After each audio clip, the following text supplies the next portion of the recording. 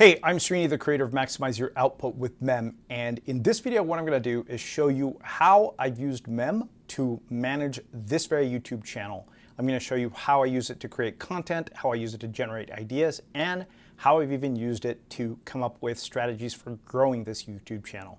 So if you're a content creator or somebody who wants to grow your YouTube channel, you have come to the right place. Now let's get to the tutorial. I'm going to show you how Mem is revolutionizing the way that I grow and manage my YouTube channel. We're going to go behind the scenes, and I'm going to show you how I use it to generate ideas, to plan content, to analyze video data, and much, much more. So let's get right to it. So one of the first ways that I have been using Mem to grow this YouTube channel is with generating ideas. Before a lot of the features like Mem.chat and Smart Write and Edit were available, I had to come up with an idea every week. But the beautiful thing about planning with Mem.chat is the fact that it has references and access to all my previous content.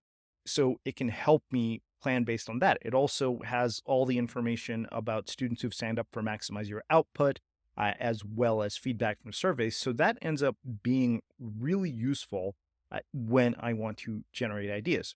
But let's just get started with something simple here. I'm going to go ahead and take this prompt here, and I'm going to pop this into Mem.chat and have it generate 10 new ideas for the YouTube channel for October and November. So I'm going to go ahead and pop this in here, and let's see what it comes up with.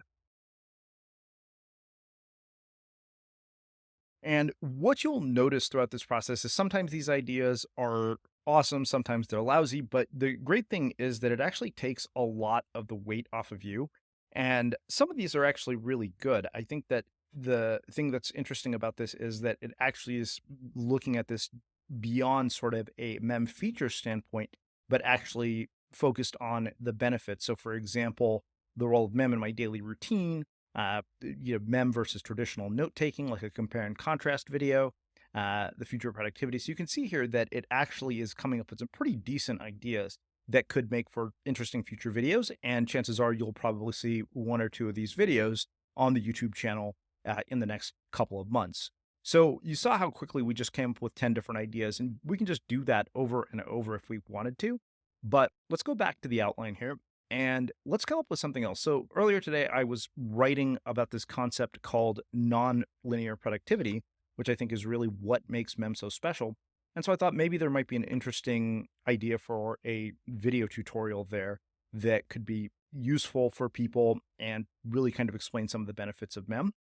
And you can see here, again, it's coming up with a bunch of different ways to think about this. And overcoming writer's block is probably a really good one, because that's one of the beauties of being able to work in a network-based system, is that you don't have to work linearly. Like, for example, today I got stuck on a blog post. I had about 6 different headers in the outline, but I couldn't figure out what to write about next for parts 2 and 3. So I just skipped to 4, 5, and 6. And amazingly enough, I was able to do that because of the fact that you don't have to work linearly inside Mem. You can just take each note that you want to work on. So this is pretty good. So often one of the things that will happen is I will end up creating a note and think to myself, well, this might actually make for an interesting tutorial, but how do I convert it to a tutorial? So I usually just use Mem.chat to say, okay, let's take this and convert it into a tutorial. So that's the basics of idea generation. Now, with content planning, rather than show you how Mem.chat will come up with this, because Mem.chat actually came up with this, I'm going to show you exactly how I manage the entire editorial calendar for all the various projects that I'm working on. The reason that I needed to come up with this was that I found myself managing 3 or 4 different editorial calendars. I had one for the Unmistakable Creative, one for my newsletter, one for my blog, one for the YouTube channel. And I was trying to figure out a really efficient way to put everything together. So let me go over to the editorial calendar that I've now built, and this is different than the one that I shared in my initial tutorial. So let me first explain how this is organized. And you can see here, the first part of this is just a bulleted list of the various posts with bidirectional links for months, because I wanted this master calendar to be really simple, and I wanted to be able to look at it and just see a list of the content that I knew I had to publish. So you can see here that this video, how I grew my YouTube channel with Mem, is right here.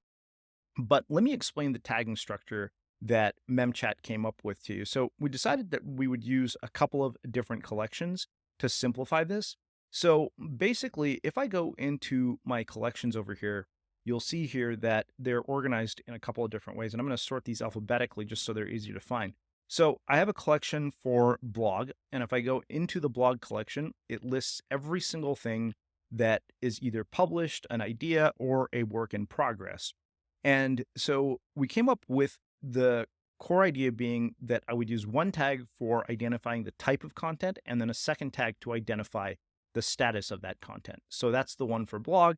And then there is another one for video and another one for idea. And the nice thing about this is that it makes for a pretty easy organizational system. And not only that, we added one additional tag here. And I think the nice thing about this is that when you're, for example, looking back at something, or if you want to look forward, for example, if we created an October 2023 collection, it'll show me everything that is in that specific collection. So if I go back over here to the collections, you'll see that I actually have a September 2023 collection. And inside of that collection, you'll see everything that I'm working on in September 2023. And the nice thing about this is I can ask MemChat things like, what have we published so far in September 2023? What else is left to do? So this makes using the AI inside of Mem to do something like manage your editorial calendar a lot more beneficial because of the fact that it's organized in a way that you can reference the collection and just use the collection as a point of reference when you're using different MemChat prompts. So this actually makes things quite a bit easier. And I thought this was actually a really good way to build an editorial calendar inside of Mem. So maybe at some point I'll do a tutorial on a master editorial calendar. I know I've already done a few, but now that I've redone the editorial calendar, let me know if you'd be interested in a tutorial on this. So you've seen the editorial calendar. Now let's go back to the outline we've got here. So another big thing that I have found really useful with MemChat and Smart Write and Edit is the ability to analyze survey data, stuff that typically comes in very quantitative as a bunch of numbers and that kind of stuff. I'm not a math guy, I'm not a data analyst, but to be able to create that kind of insight just using AI has been really valuable. And so I previously did a video tutorial on how to build a virtual team using MemChat. And one of the things I wanted to do was try to simulate a virtual content strategist. And one of the things MemChat had me do was bring in a bunch of different data so I could analyze it. And part of that was bringing in data on YouTube video views. But in this case, we're just going to look at some simple ones. So I have some survey responses from a survey that we conducted recently from the Maximize Your Output newsletter. So I'm going to just go ahead and pop this into MemChat, and I'm going to have it write up a brief summary of what these survey responses say.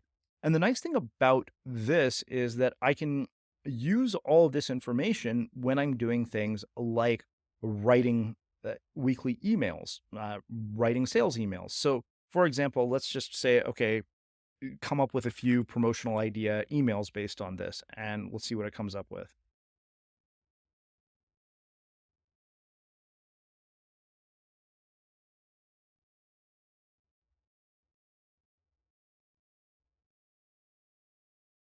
And so you can see how usually that first output that you get is valuable, but if you keep this interaction going, it tends to lead to a lot more things. And this is something that I have found pretty consistently when I've been dealing with MemChat is that often the first conversation I have gives me the thing that I'm looking for initially. But if I ask it another question and another, we end up going down these sort of interesting rabbit holes. But often those rabbit holes have led to really useful things like being able to generate a month's worth of social content with one prompt. And I'll share how I do that in an upcoming tutorial at some point.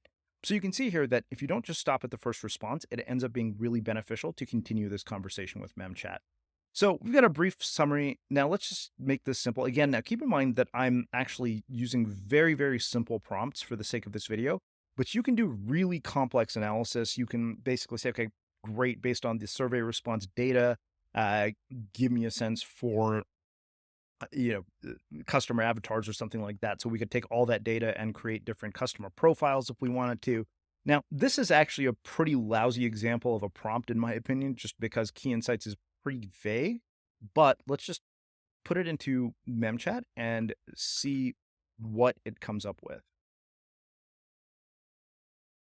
And actually, the great thing about this is even though that was a super vague concept, it actually is showing right here that certain videos are really low performing, that, those are things that are probably not of any interest to those of you who are subscribed to this YouTube channel. And so you can see here that it basically is telling me where I should focus in terms of creating video content just based on the data. And that's really, really valuable for any content creator. And we can do this with blog post data. We can do this with podcast download data. And again, just from this, we could build out an entire editorial calendar using this. And I could say, okay, great, come up with, 10 to 12 different ideas based on each one of these and have 5 to 6 months worth of content ready to start recording and planned out. And speaking of planning, the last thing I want to show you is how I outline my videos using Mem.ai. So one of the things that I will do, even when I come up with an idea on my own or Mem.ai doesn't help me, is I'll think about an idea that just occurred to me. And often those ideas will come from interactions with Mem.ai. So when I was working on a method to generate a month's worth of social content, I actually will often tell Memchat, you know what, this might actually make for a really good video tutorial. Can you write up an outline for me? And it will do that. So what I'm going to do now is I'm going to generate a video outline based on this note I have in my knowledge base called the personal network of knowledge. So previously we had to come up with ideas based on the title of a note and the content of a specific note. And a lot of times you only need the title and it'll go from there. But in this case, I know that I have a bunch of content in this note. So what I'm going to do is I am going to have it turn what is basically just a note in handwritten text into an outline for a video tutorial. The other thing I can do is I can also take this outline and I can actually tell it to say, okay, great. Can you tell me this with step-by-step demonstrations? So what I'm going to say here is, okay, great, add examples and step-by-step instructions for how to demonstrate.